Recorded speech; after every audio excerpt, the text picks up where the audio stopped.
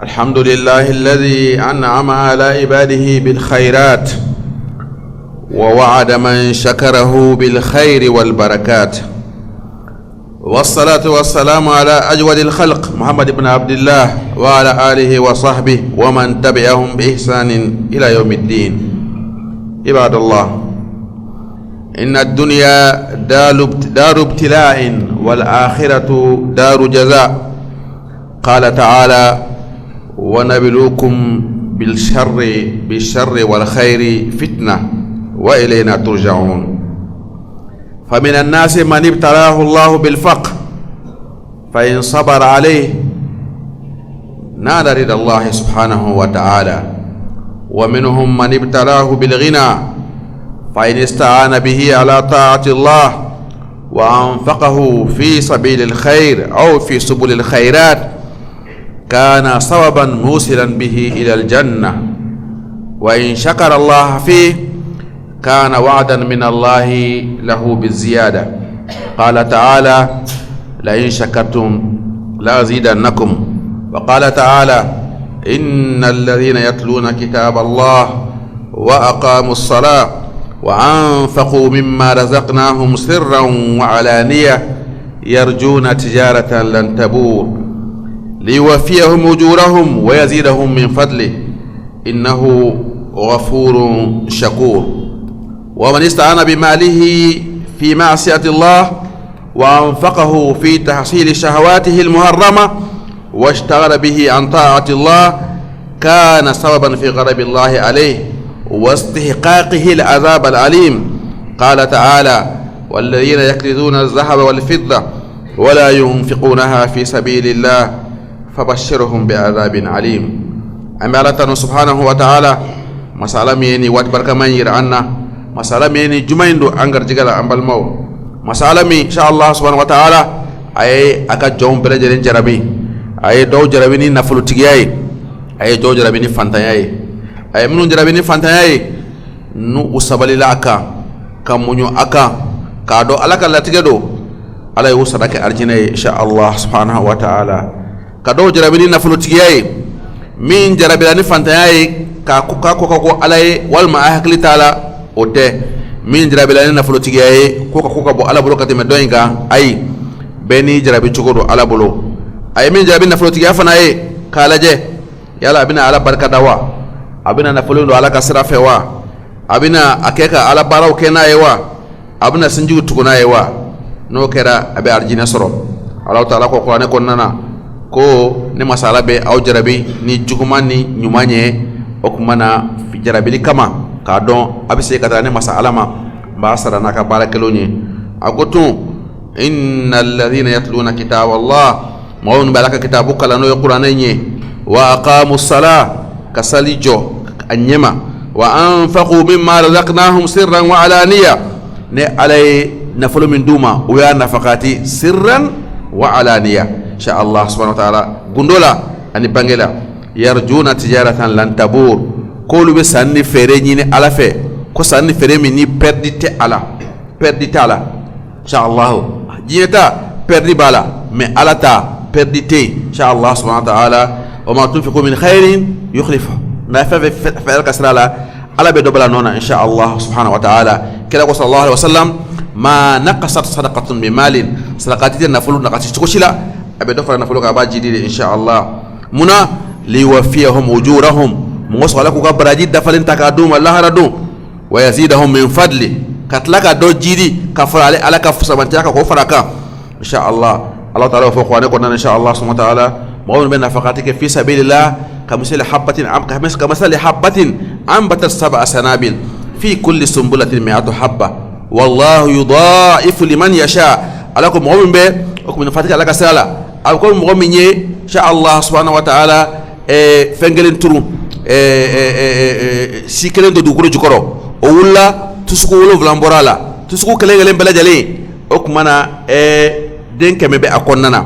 okumana kisa kelen flaka den keme wolo vlambo insha Allah subhanahu wa ta'ala ko ala bitlaka jideli ke moye minga cha oye de mo mana nafakati beteniye ye nafakati fi sabilillah ala kasrala ala kasra ye munye nafakati mbike ka ala ka dine korota nafaqatin be ken islamaya be nafasoro ala nafaqatin be ken islamo be nafasoro ala insha Allah subhanahu wa ta'ala o de nafaqati ala kasrala o de baraji ni woni nafaqati to baraji de krenye parce que ni maslaha ama maslaha be islam be baraji soro ambal maw ni mo gomnu yakan nafuluta kado ala kotala kado anindi ngola ka keka ala kota ka keka barajugo kenai nafale gra sawbe ki ni ala chaja akara sawbe ki ni misru chaja akara sawbe ki ni baraj mon chaja ko tigla mo ikado ala ko ayolan kibariya ko nyangata babe tigla mo bolo ala yarola insha Allah subhanahu wa ta'ala ala ka yaro jaka bo nyangata ma ayuha al afadil al infaq fi sabilillah khairun tuqaddimuhu li ukhraq qala ta'ala wama tuqaddimu li anfusikum min khairin tajiduhu inda Allah huwa khairan wa azama ajra wal infaq fi sabilillah يدفع الله به عن العبد البلاء العاجل حتى كان بعض العلماء يوصي إخوانه إذا أصابتهم الشدائد والملمات أن يكثروا من الصدقات حتى يرحمهم الله وكم من يد آتت لوجه الله سبحانه آفاها الله ودفع الله عنها البلاء والصدقة أيضا يا أيها الأحبة دليل وبرهان على إيمان صاحبها لأن المال محبوب والإنسان جبل على حب المال فإن أنفق هذا المال في سبيل الله دل على أن إيمانه إيمان حقيقي وأنه مؤمن بالله سبحانه وتعالى والصدقة تطفئ الخطيئة كما يطفئ الماء النار قال صلى الله عليه وسلم تصدقوا ولو بالتمرة فإنها تصد من الجائع وتطفئ الخطيئة كما يدفع الماء النار صحيح ابن المبارك والصدقة يخلفه الله تعالى كما ذكرنا قال تعالى وما أنفقتم من شيء فهو يخلفه وقال في الحديث القدسي يا ابن آدم أنفق عليك أنفق عليك أما المو أنك كفور نفقتي على كسر إن شاء الله سبحانه وتعالى سكسيتالا أفسمانتيات سكا فوكبان أفسمانتيات بارو يموي نيمين نفقتي قبل على كسر إبتو سرعيني لحرا إن شاء الله سبحانه وتعالى سكسيت على ودي كان فلو فنايها من درا على كسرالا من درا على مكوني إن شاء الله سبحانه وتعالى وعلى بابراجي بويا كابراجي متبلي نفقات على كسران بالمو أبيك سوبي كبلاو لكابو حرام دين كنا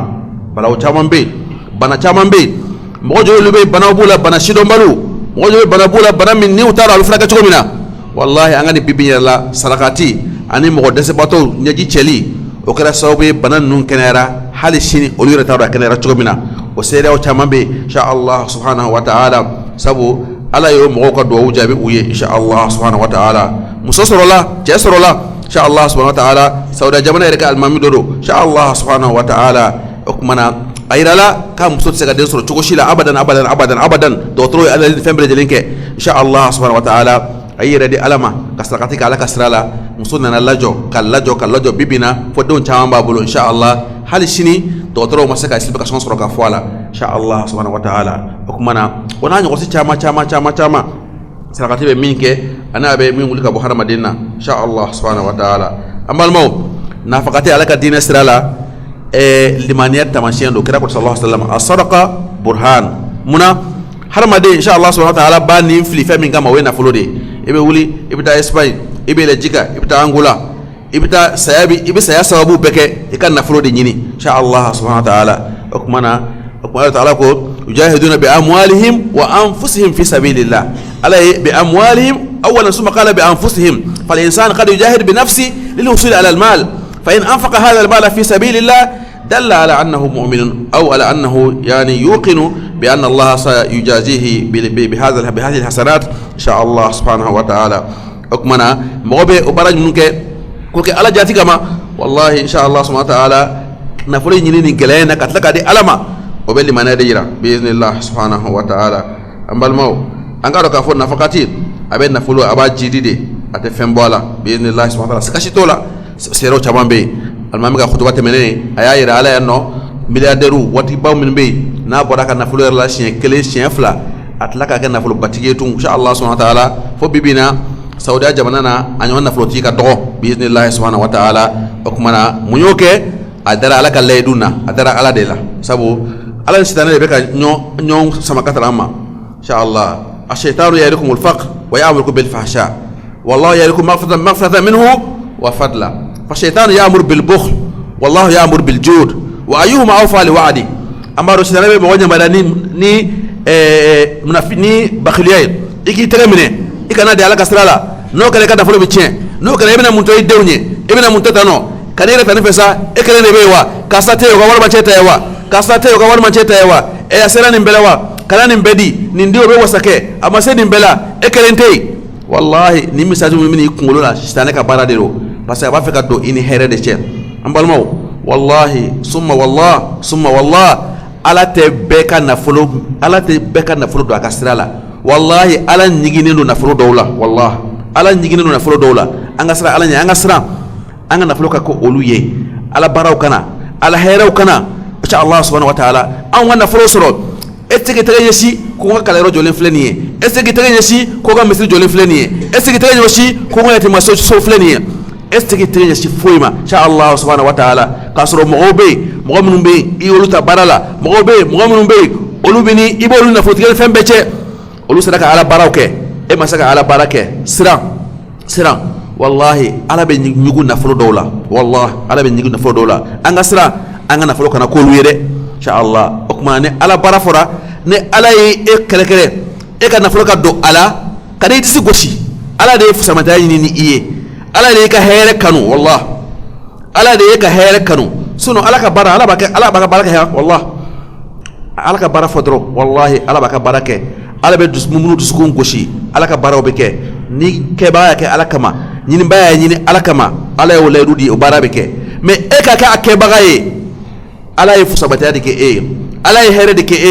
okmana e ka kriti goshi de ko nyani gere ay afu ala mbitanu yeni no yanye insha Allah subhanahu wa ta'ala parce que mo be ushi kono wallahi ubeni projet da ngosede nyini ina fo kala projet mu flamolo ni ina fo musi projet mu beddu ko nawna insha Allah subhanahu wa ta'ala mo be ushi ko bende nyini nu ya me kala fo mo yana ma be financer kala fo mo yana menike wallah o mo be soro bi idnillah subhanahu wa ta'ala ne alay mu'minu dusukun goshi insha Allah o ala ko ke itlela ko be ka watima insha Allah subhanahu wa ta'ala e ma seki se ko ke ola e kasran naso na folo biblo naso e kana folo yi ala e here nyini ye ni na folo nye e kasra o koro insha Allah subhanahu wa ta'ala ambalmaw mo ngoso kana folo srakata ala kasrala jogo do be fanga hakulto jogo la ra do be folo ka sabata kono no make insha Allah subhanahu wa ta'ala be kambolo fuye likay yataqabbal Allah sadaqatak yanbaghi an turaya al-umur al-atiya awalan an tusliha niyyataka lillah fataqsida bi sadaqatika wajha Allah azza wa jalla qala ta'ala وما تنفقوا من خير فلأنفسكم وما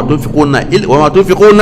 إلا ابتغاء وجه الله وما تنفقوا من خير يوفى إليكم وأنتم لا تظلمون انظر في هذه الآية كم مرة ذكر الله سبحانه وتعالى الإنفاق وما تنفقوا من خير وما تنفقوا 3 مرات في آية واحدة أيها الأحبة آية كلام قلنا على نفقات فوشين سبا شاء الله سبحانه وتعالى فلولا كو إبن نفقات ميجي كاهر فوتي ألما فلأنفسكم ليس لله فلأنفسكم ها أنتم تدعون لتنفقوا في سبيل الله فمنكم من يبخل ومن يبخل فإنما يبخل عن نفسه أو يبخل على نفسه إذن ni iwole ka defati ala kasala ni bakhliara yake iyere de la parce que babla iyere de nye ala tew okuma ala ko na ina fakati mige fali anfusikum ayaka awire de wa ba tunfiquna illa ibtigha wajhi Allah abike ayere ngari faka ke ala ka jenyi ni de kama arjine ni kama akana ke togo ni kama akana ke kansa million kelen di kansa million tani kasa tireda nam okay me akake ala barakama insha Allah sahaba ko be ngonda o kama sahaba do manani ninda do ba fo ay nebe fe minga tani tay do ba fo nebe fe minga tani tay me abeka layni ala ka je nyine insha Allah subhanahu wa ta'ala no kera ba shi fo ta'ala insha Allah subhanahu wa ta'ala kasana ni million kelen nebe la fly kasana ni dure nkelera la parce que neba do sebele katema ka nkelera nebe ni million tani wallahi o kele o de nyine ndo fi dhalika falyatanafasu almutanafisun anga kele nyona ala barala awliya ka kele nyona jie barala anga kele nyona arjine nyinina o nyinendo insha Allah mais nafaqati mon gake ala ka jeni ni kama insha Allah subhanahu wa ta'ala wa ma tunfiqu min khairin yuwaffa ilaykum wa antum la tuzlamun she sabana ala yo fanyana ka garanti eba ke iyere kama eba ke ala ka jeni ni kama sabana ala ko depo be ala boloyi a garantilen do ala b'a d'i ma inshallah subhanahu wa ta'ala i b'a sɔrɔ ye na Allah ta'ala sɔnna ma o ye fɔlɔ ye o kumana fa innaka in lam taqsid bi wajhi Allah wa qasada biha ar-riya'a wa sum'a lam yutaqabbal mink wa bitali tuaqab ala dhalik qala ta'ala innama yataqabbalu Allah min al-muttaqin ثانيا أن تتخير من الأجور من الحلال الطيب الذي تحبه فتنفقه في سبيل الله قال تعالى لن تنالوا البر حتى تنفقوا مما تحبون أفلانا يمي كان نفلو لنيما ni nafolo mafendo ni finido ni dumunido kana la juguman ta ketari fantama kana ere be nyigi minna ere mindo foka koro foka frafra ay okmana alako wala tayammul khabisa minhu tunfiqun walastum bi'akhidhihi illa an tughmidu fihi kasro ayre fitinin yani mimma bolo ni jugumando aw be siranko ayre mana takadi ayre be maloya telma be chugumina okmana insha Allah hali mo ni dumun takatari fantama amba ke chugumina ta ke chugoy mi dubni mina dimesun tege no bala asasa la la ni dumun tlara ni ba takatari fantama sentuma dumni ke mina nyuman kono dumni ndala ke ikada tuku kanye ikata di ama ikado yani dumuni ga blala tege kono abdala ala de tege kono folo ala de nyeba ala folo ala de misra ala folo me mogodo ka nyuma yake to ube jukumanke mogodo ka nyuma yake to futezi mbala fantama yere ba mine wallahi ba mine kasro anindi ngote dobe nube dilike fantama abidini yere bonyami abidini wasomi abidini yere fomi abidini yere yantiami ala mire ba mine wallahi ba mine seritai ni sebaya tamine odu o mai insha Allah anga yoroja kabuma bi idhnillah subhanahu wa ta'ala سبنا أن تقدم ذوي الحاجات من أقربائك وذوي رحمك قال صلى الله عليه وسلم الصدقة على المسكين صدقة وعلى ذي الرحم اثنان أو اثنتان صدقة وصلة رواه أحمد والترمذي وصححه الألباني سبنا إكا نفقاتي نباك إكا بالمسرون إن شاء الله سبحانه وتعالى نسيت مني إكا أولو كالكالناي ودي براجي كبو ولا إيه بالما براجي سرو sinji fana baraji soro insha Allah subhanahu wa ta'ala nin fala baraji biye ika nyuma ya kule sabu hake bika bi idhnillah subhanahu wa ta'ala anga hakiltola sabana an tataharra bi sadaqatika al mashari' allati yarju maslahatuha ila al umma kal masajid wal madaris wal mustashfayat fa hadhihi sadaqatun jariyah yasilu ajruha ila al mayyit wa huwa fi qabri ko ni bi sadaqati ketu iki ijo insha Allah nafaqati minu feminu me na nafa bi se jamama insha Allah subhanahu wa ta'ala ma kelente generation nafa bi se uluma e ka sarakati ka do odafe o baraji ka bunya sabu kira sallallahu alaihi wasallama ka foko khairun nas anfa'uhum lin nas mo be la fusamanti mo mun ga nafa bi se harama de umay insha Allah subhanahu wa ta'ala ki ga nafaqati do ala kasrala fenna femin be dume hali fatlen ko fe ba baraji soro hali fatlen ko baraji bi sima anga jida ango barar ango srauta